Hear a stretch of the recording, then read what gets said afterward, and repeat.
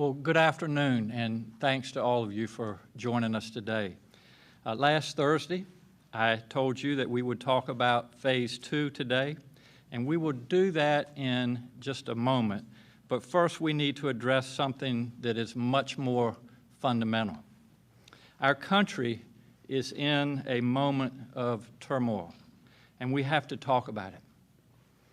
We all saw those horrifying images of George Floyd, a black man begging for his life as a man in uniform took it from him. It was heartbreaking.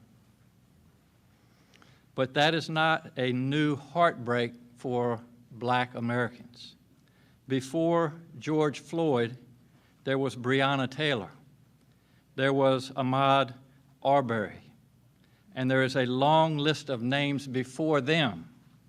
People killed because in America, the color of their skin means that they are treated differently.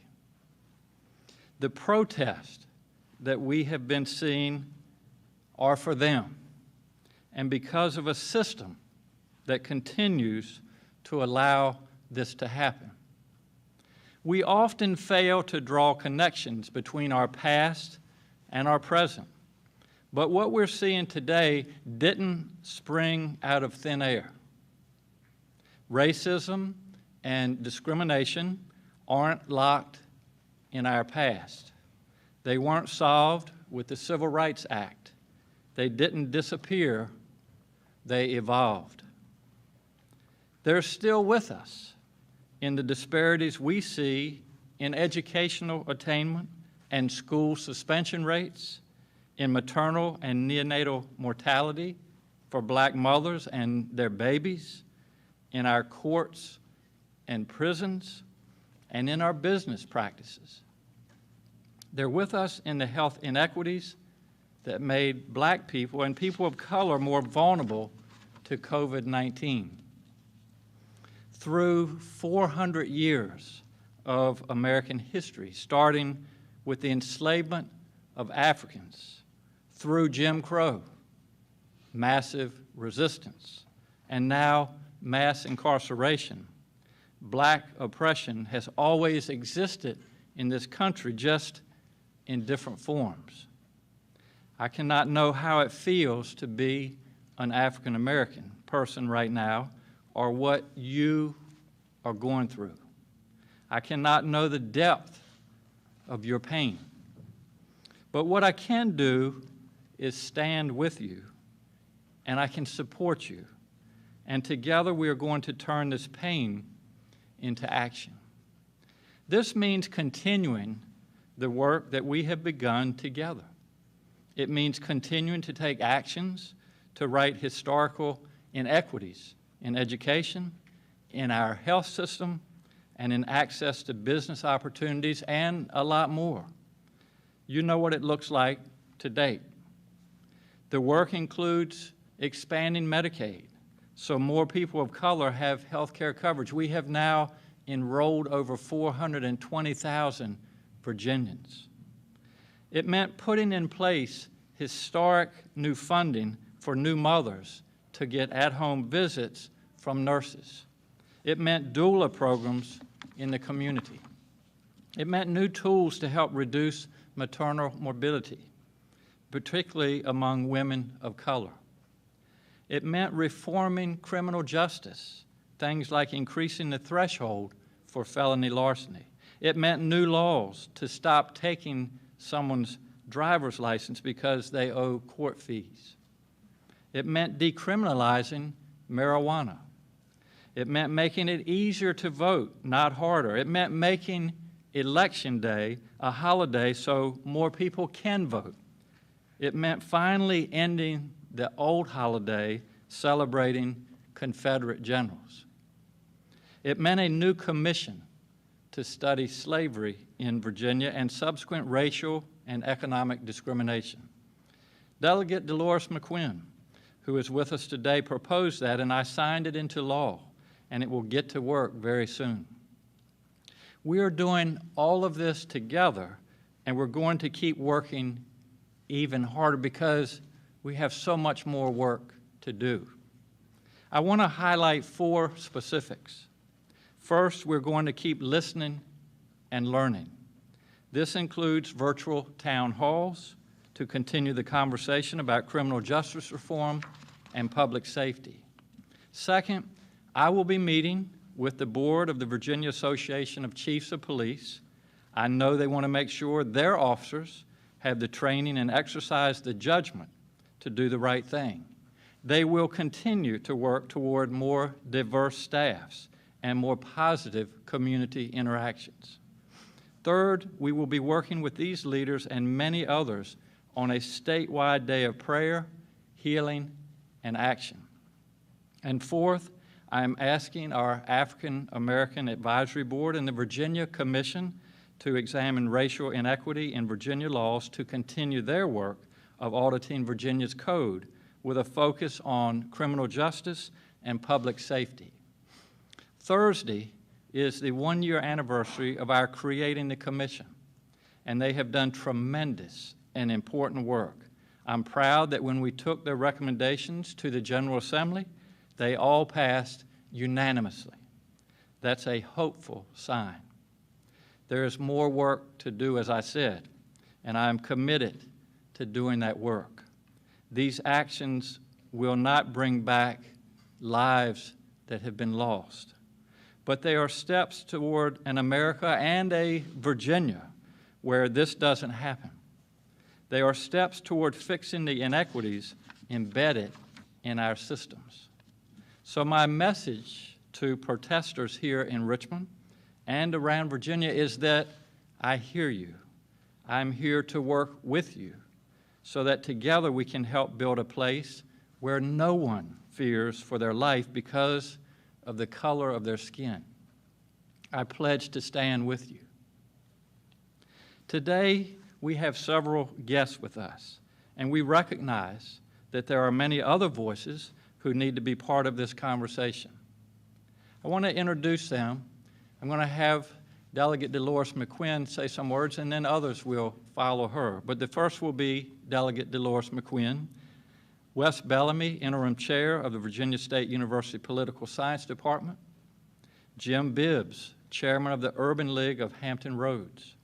Shirley Jenwright, Chair of the Fairfax County Communities of Trust Committee and a member of the African American Advisory Board. Cynthia Hudson, a member of the state NAACP and chair of the Commission to Examine Racial Inequity in the Virginia Code. Reverend Kelvin Jones from First Baptist Capeville on the Eastern Shore, my pastor. Reverend Tyrone Nelson from the Six Mount Zion Baptist Church here in Richmond.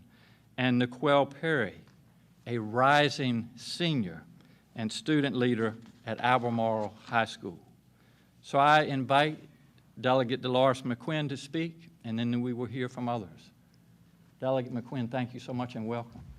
Thank you. Thank you, Governor, and to those who are assembled here. Governor and members of the press and those who are standing, who are here, we are clearly a nation in crisis and chaos, fueled by yet another casualty of systemic racism. But sadly, this is not the first time. As I watched the senseless murder of Mr. George Floyd broadcast on my TV screen, and I heard my 6-year-old granddaughter, as we were sitting at the supper table, what was going on, the TV going on the television to our attention, when she said, "Whoa, whoa, whoa, Mr. Policeman, that is just too much." My heart was bruised and broken. And so many people across this country right now are bruised and broken. The recent murder that led to the untimely, unfortunate death of Mr. George Floyd and Mr. Ahmaud Arbery and Ms. Breonna Taylor and others continue to shed high beams on the past and the present attitudes that have devalued and dehumanized African Americans for 400 years, and even 150-some years after the Emancipation Proclamation being signed.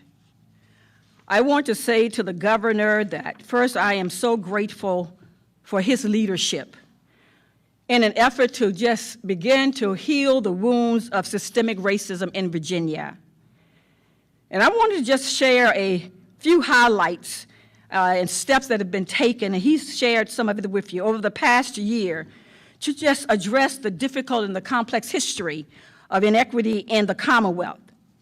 What he realized, and him and I had many conversations about this along with others, realized that we must tell the full and the true story of the inequities that have resulted from over 400 years of discrimination. Racial discrimination and systemic racism that has been legalized and institutionalized and sanctioned and sanitized throughout this country. Now is the time for us to deal with it head on. But Governor Northam was dealing with these hard issues even before the national crisis last week. And he has shown his willingness to continue to take steps toward healing this Commonwealth. And we all realize that we must sit at the table with him and come up with concrete strategies to reform the structures that created and maintain racial inequities. After we march, we plan, and we take steps necessary to effectuate positive change. I am proud to say that the 2020 General Assembly looked at some of the recommendation and repealed each and every one that was old discriminatory laws that was on the Governor Northam signed that was on the books. And also during the 2020 General Assembly, when I introduced House Bill 1519, which established a commission to finally spend time studying slavery and Jim Crow, the Black Code, and massive resistance, and the impact that this has had on the Commonwealth of Virginia. He signed that bill and fully funded the commission to do this difficult work and to make recommendations on a way to move forward with addressing the real issues of inequities that still plague this Commonwealth. Also, I'm just so thankful that he hired the diversity officer, the first one, Dr. Janice Underwood, who fully understands, has been working diligently, helping to address these issues. We are a nation in crisis, but I am not expecting us to stay here. But the expectation is to protest peacefully. After we protest peacefully, let's sit at the table where our voices can be heard and where people can dissect and process what we have to say. Let's get to work to make a difference, and so that for the next generation, the 6-year-old granddaughter that I have and my little adopted son, Mr. Skyler, that generation of young people will live in a better America, a better society, and a better Commonwealth. Thank you again, Mr. Governor.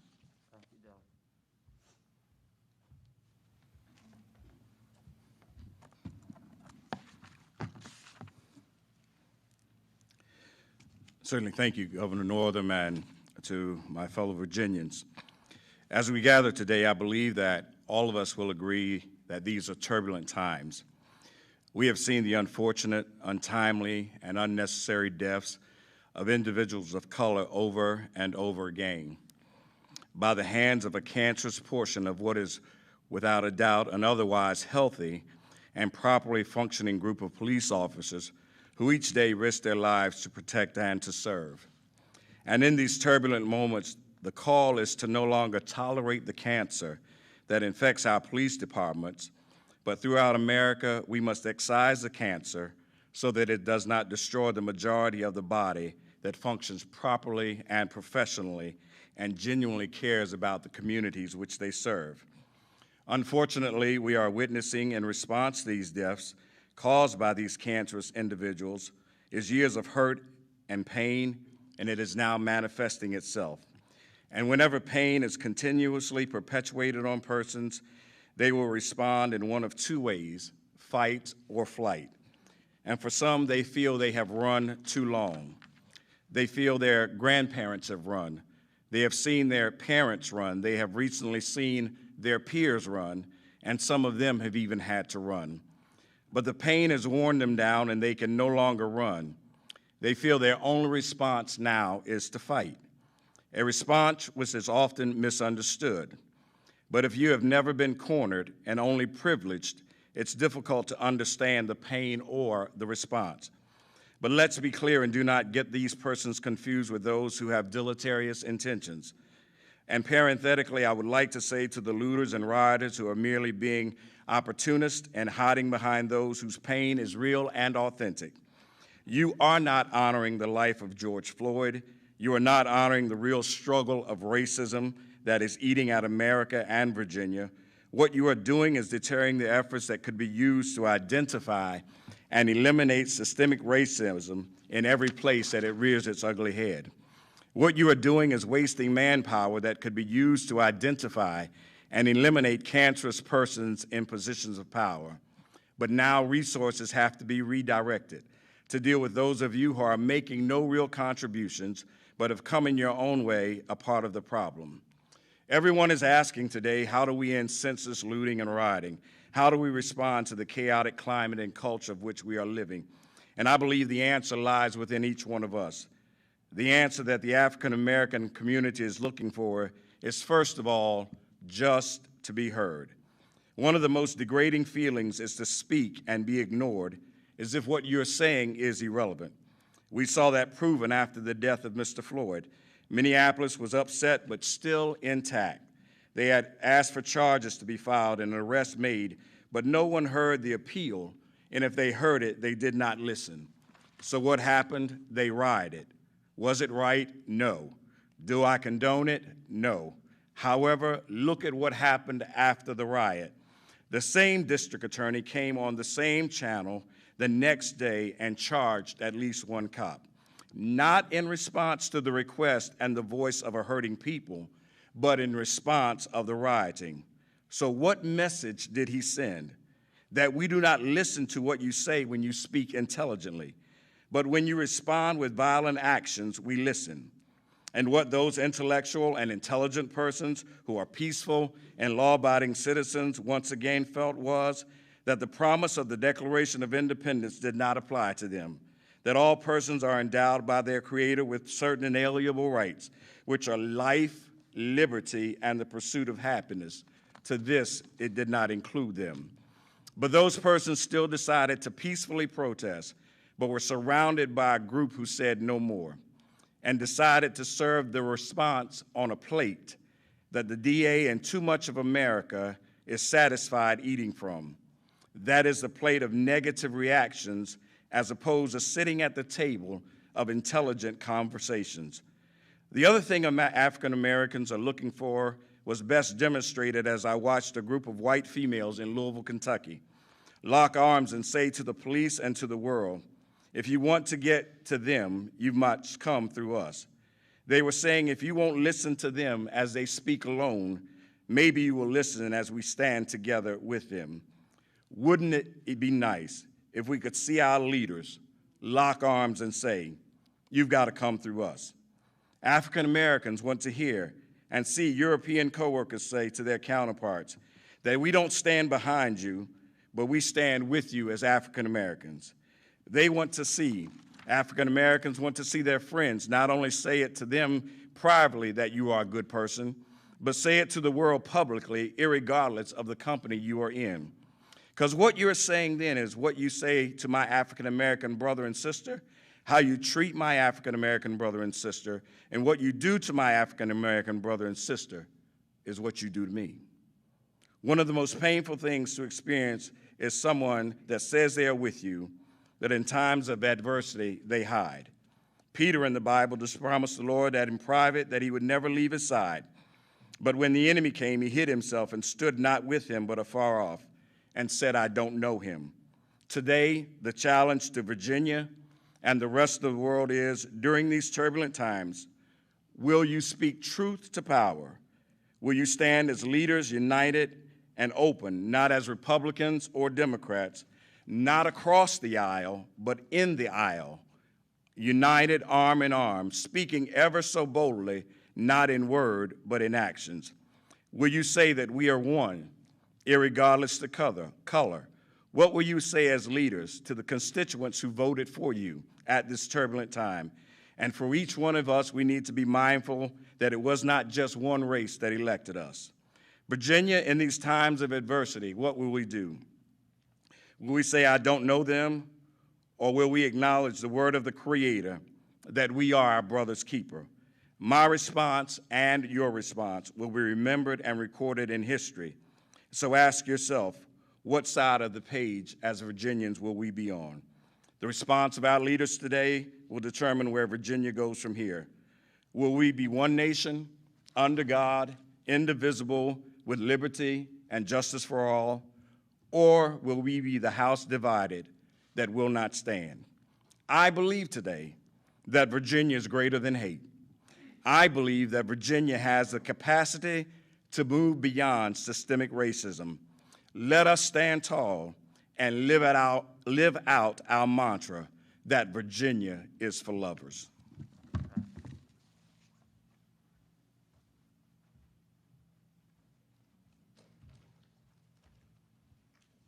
Thank you, Governor, for having us.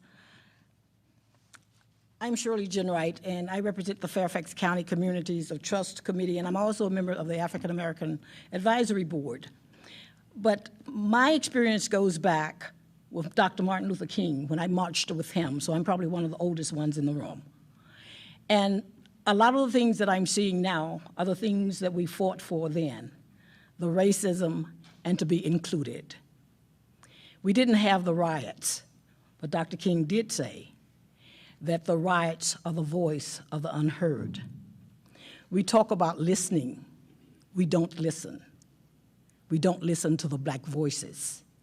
But we definitely need to listen to the young people who are on the street fighting for justice.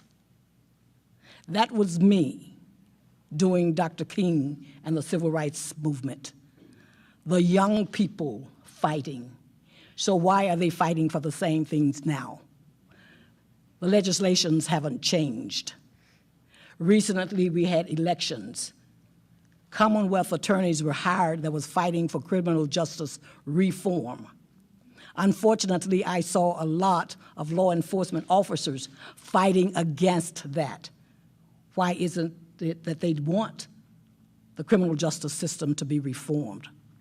Governor, thank you for signing the decriminalization of marijuana bill, because so many of our students and our young black men and women were getting caught up in the criminal justice system because of marijuana, something that wasn't killing them. But here was another expense that they could not afford. We have to change our laws. When the rioting is over, when the smoke has cleared, we cannot go back to business as usual. We have to make our legislators accountable. We have to change the books.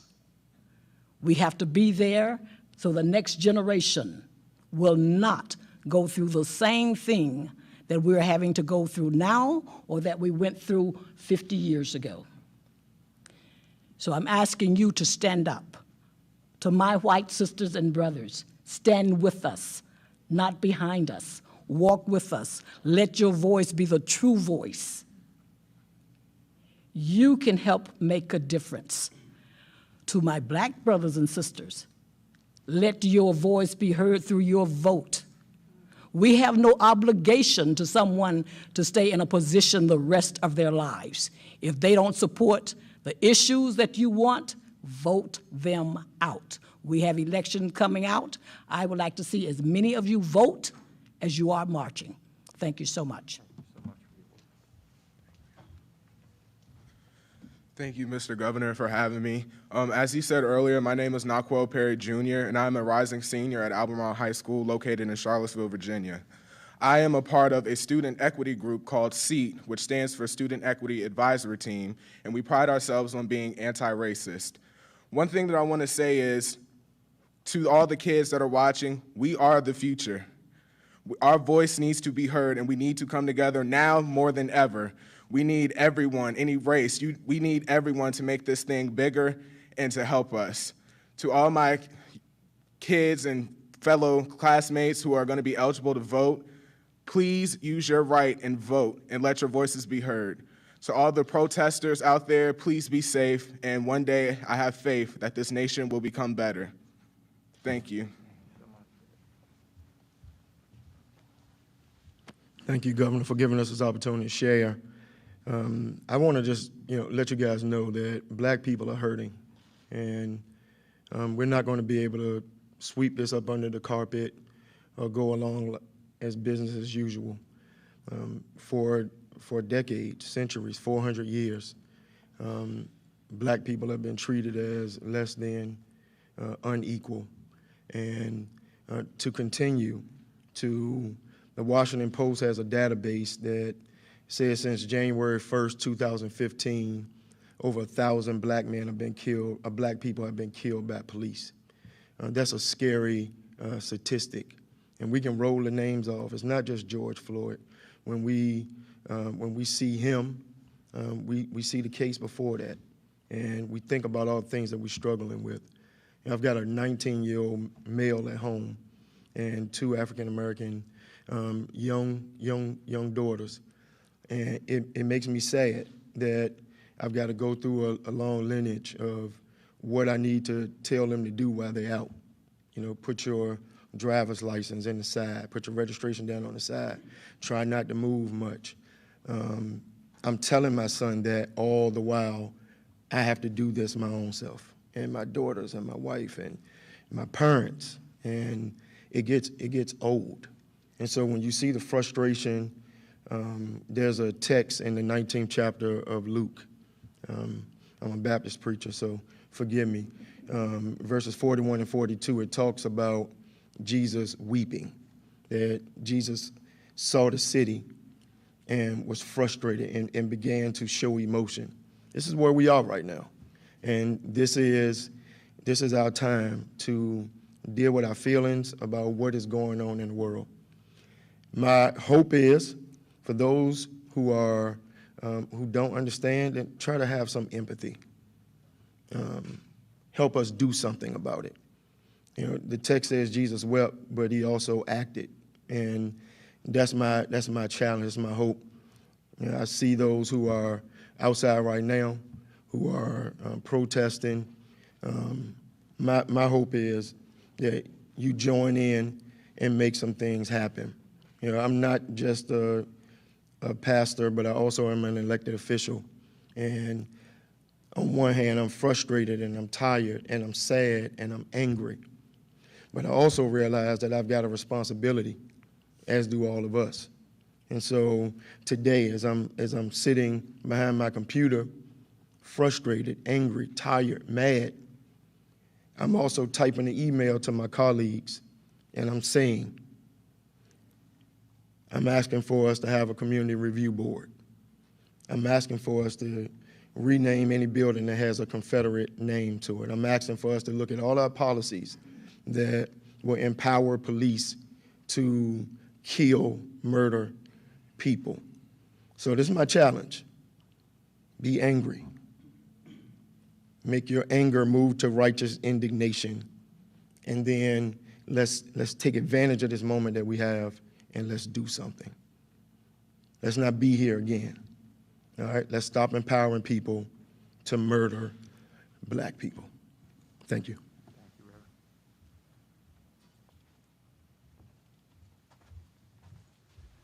Good afternoon. I'm Jim Bibbs. I'm representing the Urban League of Hampton Roads. I'm the chair there. And I want to take a few moments just to talk about the unrest that's been in our nation.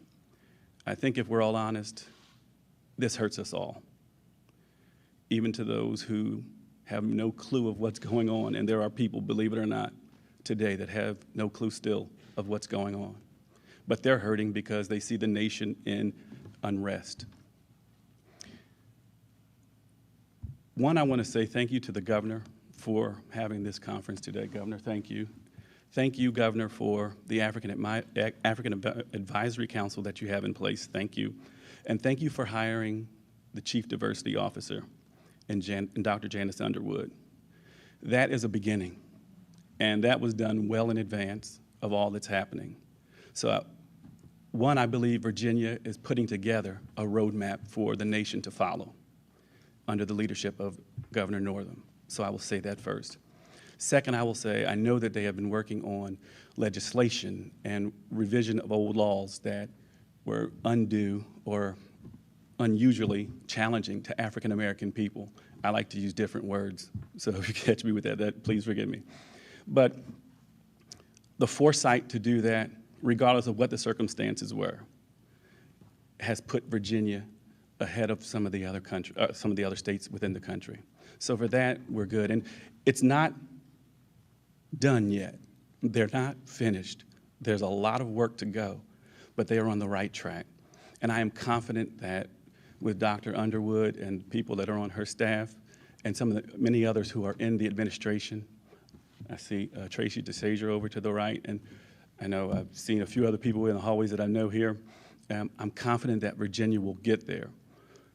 But now for the unrest that's happening in our nation and in our streets and our cities, these are the voices of the unheard. They're angry, they're mad, and they're frustrated. In some instances, it might be some of the kids who are protesting. In some instances, it's not the kids who are protesting. In some instances, it's people from both extreme sides of the party who are wanting to come and create a different message. We can't have that happen. Our goal is to not lose the message. We need police reform. We need police to have dash cams, body cams on at all times. We need laws revised in ways that look at everyone. We also need to address some of those things that we deem socially acceptable with regards to things that are said, such as there's only one race, the human race, such as many things along those lines that we hear and we say, and we kind of excuse behaviors. We have to challenge those behaviors when we hear them. Stop being afraid to be the one in the room to challenge a behavior, to challenge a statement that you know is not right. If you feel it in your gut that it's not right, challenge that statement. It's not a problem. If we don't do that, this nation will never advance. We have to stop right where we are today and say, it's going to be better, starting today, starting with me. I have a friend who is a staunch conservative from childhood. She wrote me a message, and she said, for the first time, her son is 21 years old in a military academy, 6'1", 195 pounds, strapping young buck. For the first time, she said, when he was going out the other day, she had to tell him to be careful. And when the door shut, she said she felt the pit in her stomach. She said it was something she never felt before. And she said that the first person she thought of was me. I don't know why, but she thought of me to reach out to me and say that she was sorry for some of the comments that she's made. And she understood for the first time that pit in her gut that African-American parents feel when their child walks out. She said she didn't have to have the full talk, but she had to have a talk for the first time. That's the beginning. Those are the moments that we're talking about. Challenge those moments. Make certain that what you're doing is for a better Virginia, a better community that you live in, and a better nation. Thank you.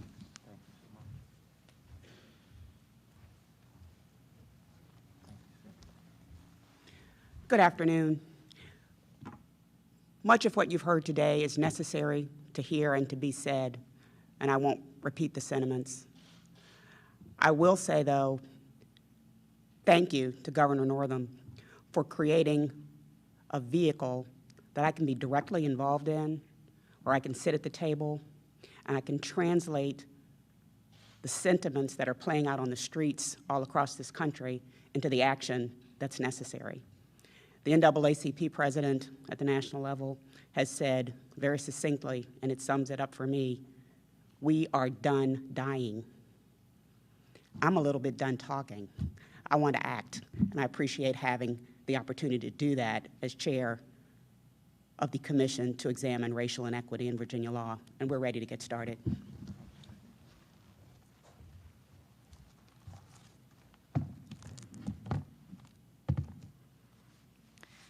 Thank you, everyone. Thank you, Governor Northam. Thank you all for being here for the conversation. Governor Northam, your leadership and support are even more important now as we navigate the complex and complicated state of our country and our Commonwealth, and determine how Virginia can lead the charge. All week, many of us have been in Zoom meetings or watching the protests, and we've been on the brink of breaking down, and we're angry. I've wondered why the murder of George Floyd has been especially heartbreaking. And I realize that it's because we all witnessed, in effect, a 21st century version of a lynching. But similar to Eric Garner, I believe that we have all been so viscerally impacted because we all can't breathe. We're angry,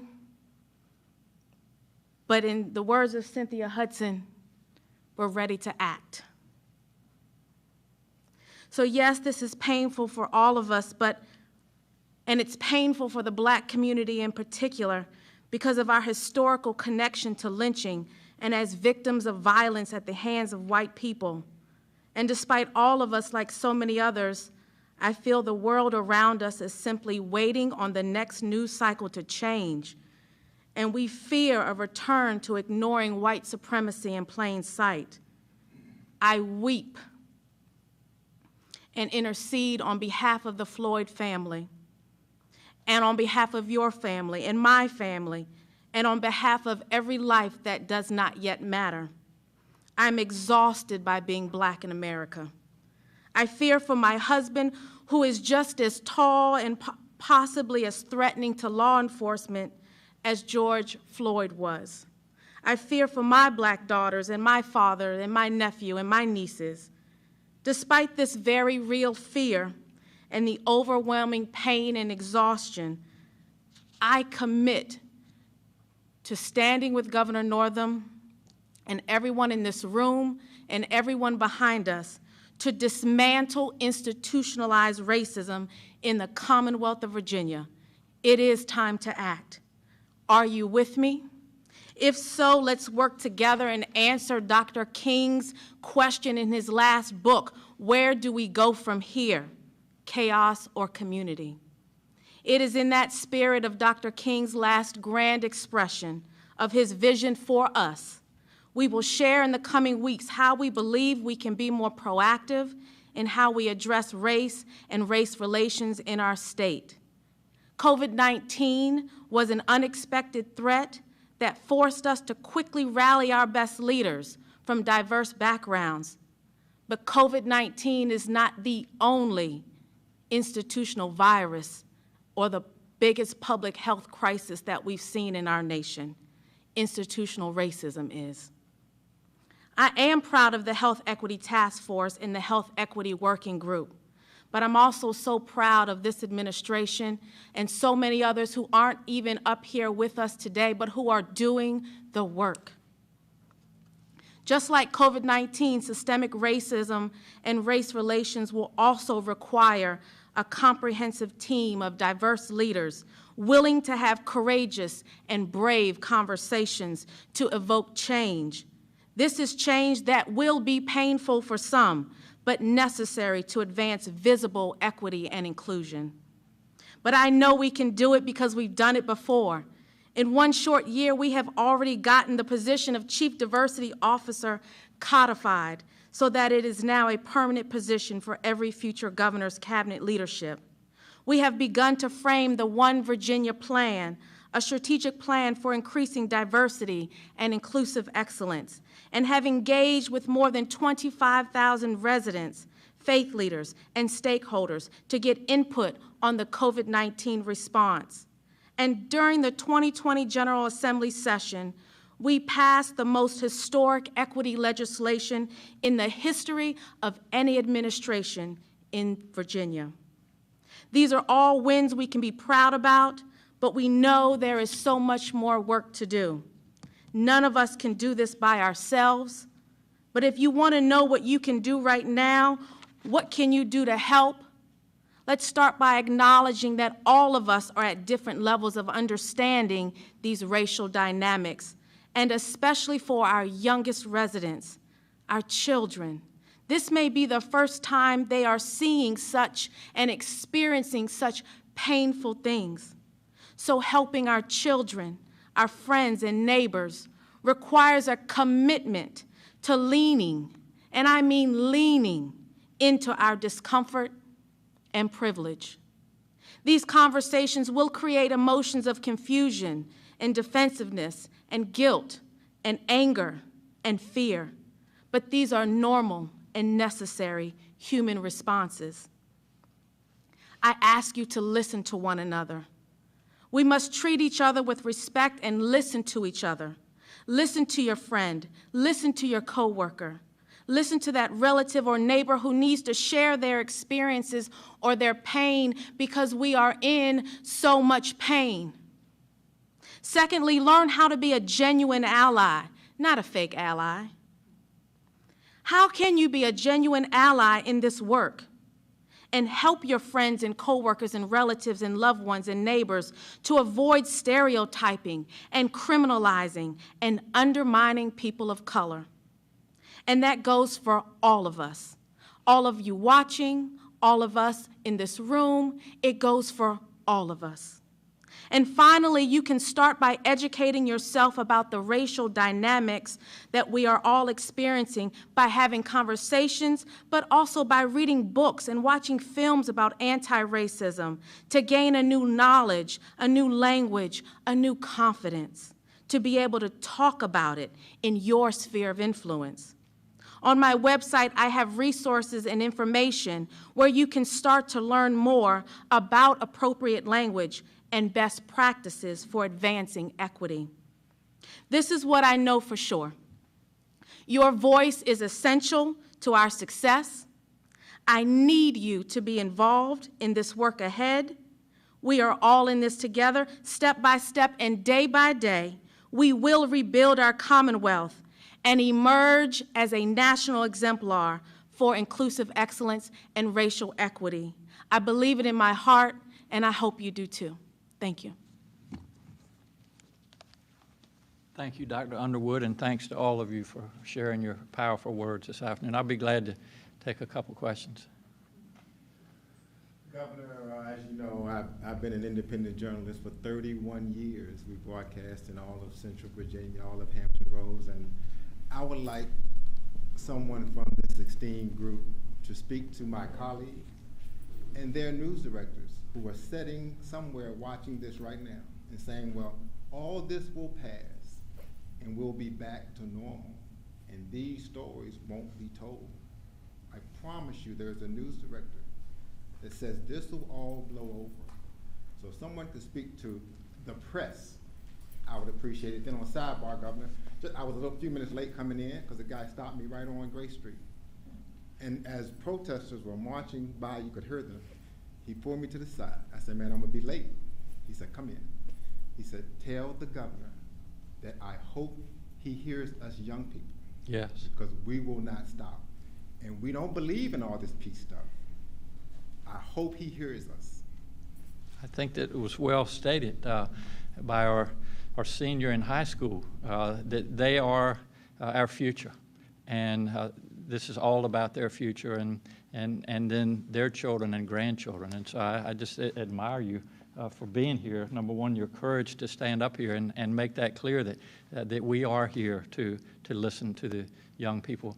Delegate McQuinn, do you want to address the, maybe kind of, I will, maybe just what the message is, that what we plan to do, at least as legislators in this branch. Thank you. Yeah, thank you, Governor. Thank you, Governor.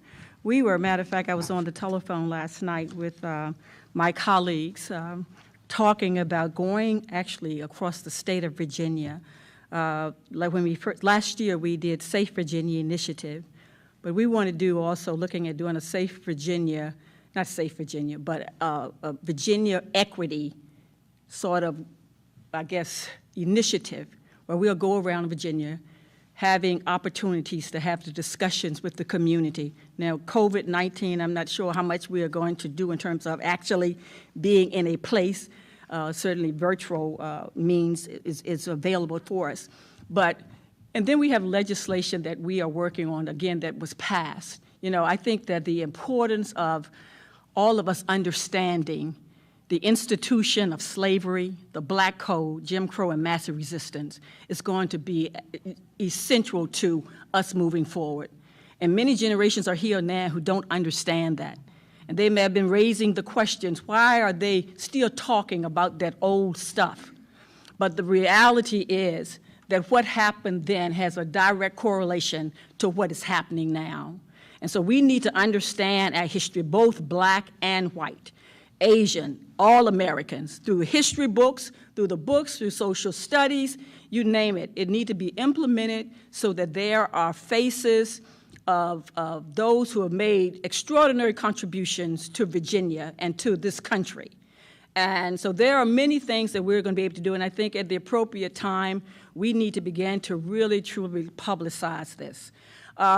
In terms of the media, and I want to say some of them, I've looked at several, and they have been on this. And so I think this whole discussion is here to stay. It is too many of us who are here at the table, young and those more mature, who have worked very hard trying to help get us to a place. And I've won. I started when I was 11 years old. I've been for 25 years trying to help address the issue of systemic racism. But I think we're at a place in this country now that we have declared no longer will we sit idly by and allow things that have happened in so many facets of our society. We are not going anywhere, and we want to get to a place where all of us can breathe. And the only way we can do that is to sit down at the table and get these things moved forward. Thank you.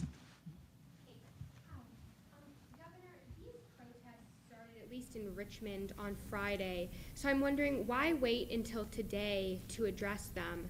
And also, when you spoke about steps moving forward, I didn't hear any specific criminal justice reforms, so I was wondering what specific changes you think need to be made in Virginia.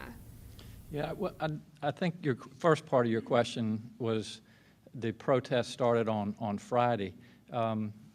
We have been involved, Kate. I have been working closely with our mayor, who was intending to be here this afternoon but had another commitment, as you probably are well aware of. We've been on the phone daily. We have been working with our leaders, really asking the question, why? Why are these happening? And then trying to recognize, all of us together, that this is real pain that people are experiencing. And working with law enforcement. As you know, we've also been working with our National Guard.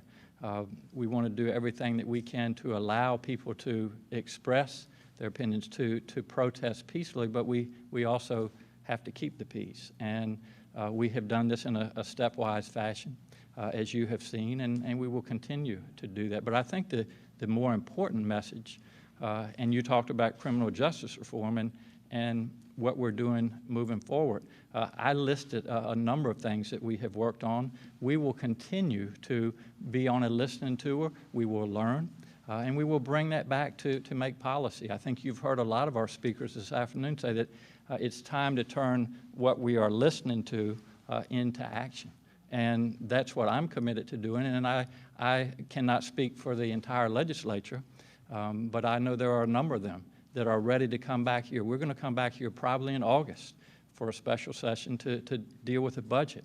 I am very confident that even between now and then, there will be pieces of legislation that are introduced. Some of them may be regarding criminal justice reform. There may be others as well, but we'll continue to listen and we'll take that into action and we'll move forward as a Commonwealth. May I just respond? Absolutely. One second. In the next 3 weeks, you will have a brand new criminal justice commission. Many of the criminal justice issues that have been coming forth, back and forth to the General Assembly year after year, those things will be addressed. And I can promise you there will be a difference in terms of legislation and implementation of those things that we know can get passed through the General Assembly as we move to the next place.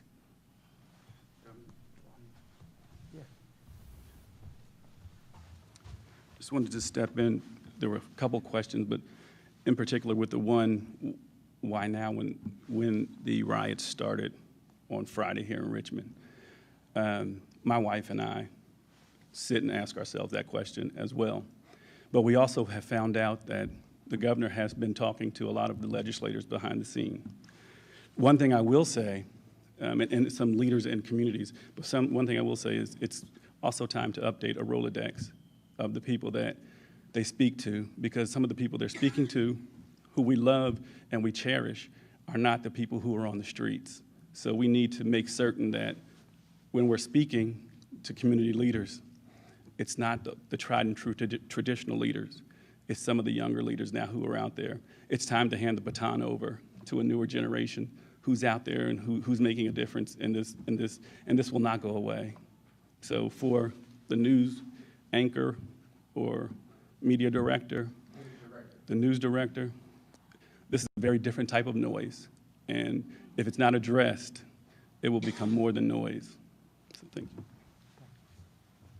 I wanted to ask you about the White House conference with the governors on Monday. I know I've read the transcript. Some of the president's rhetoric has been criticized by other governors. Can you talk about some of the things he said, like clamping down on protesters and using military force to stamp them out? What would be your response to that? Mel, the question was about the conversation with the president, and we were part of that conversation, and the message, regrettably, was not one of healing. It was not one of unity. It was one of divisiveness. And I regret that coming from the leader of the most powerful country in the world. There, you know, as a follow-up, Mel, as you know, part of the discussion was a request for our National Guard to go to Washington, D.C. I chose not to send our National Guard to Washington, D.C. For several reasons. Number one, it was not requested by the mayor of Washington, D.C. We have numerous scheduled protests and challenges right here in Virginia, and I thought it was in Virginia's best interest to keep our National Guard here.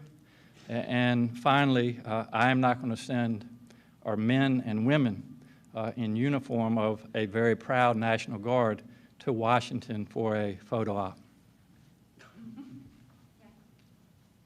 Governor, I know Delegate McQuinn talked about the need for peaceful protest, but what is your message to those who are choosing not to protest peacefully and who are destroying the city? Well, I think you already heard some of that message, and I think from my perspective, people are angry.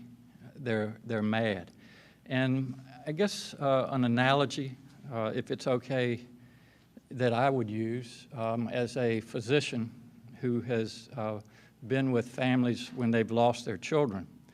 A lot of times, well-intended folks will come up and say, I understand what you're going through. I feel your pain. Well, no, you don't, because you've never walked in their shoes. You've never experienced what they're experiencing. And so perhaps I'm not the best one to talk about the pain that people are feeling, but I think you've heard from these testimonials and powerful words this afternoon. And so I think we need to step back from the big picture, from the protesters, and certainly encourage them to be peaceful. But I think the bigger challenge, the bigger message is for people that look like me is to ask ourselves why. Why are they feeling this pain? And to listen. And when we listen, we learn.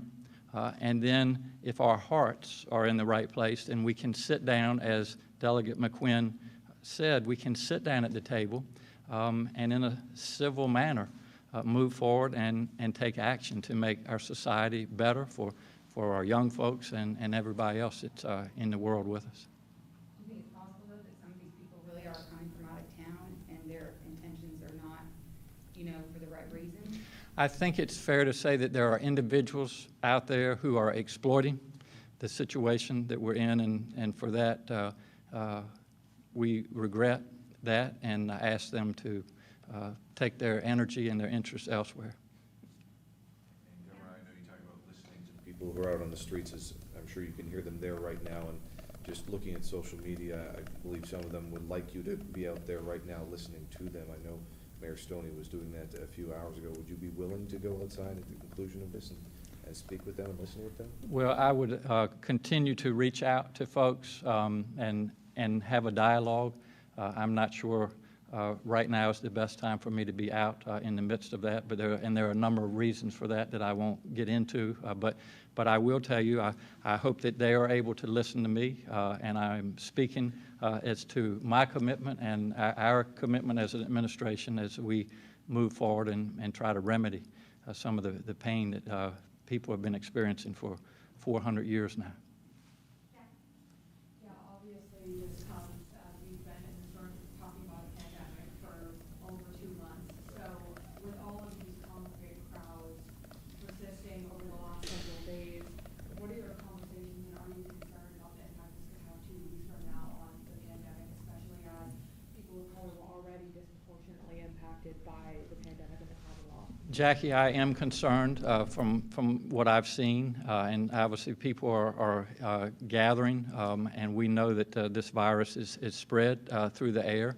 So I encourage folks as they are out protesting, number one, to do it peacefully, but also to remember that we are in the middle of a pandemic, COVID-19, and so we encourage the social distancing and the wearing of facial protection. For people that are leaving these protests, and because as we've said before, the masks can create a false sense of security, still people are within 6 feet of each other, obviously. So for people that are participating in these protests, any specific advice for how they should act when they go home? Well, just to remember to keep themselves safe and also others, family members, and to follow the guidelines that we have been talking about. And as you know, we've ramped up our testing. That's available to many more people, and I would certainly say if someone feels like they have been exposed to COVID-19 or even has symptoms of COVID-19, to please go out and see their provider and also to be tested.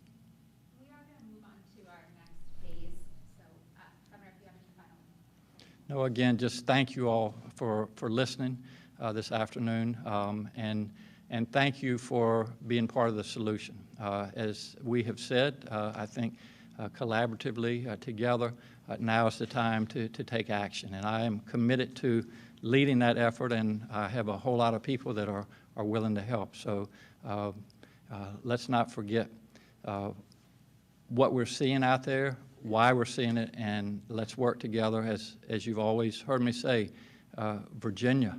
The Virginia way.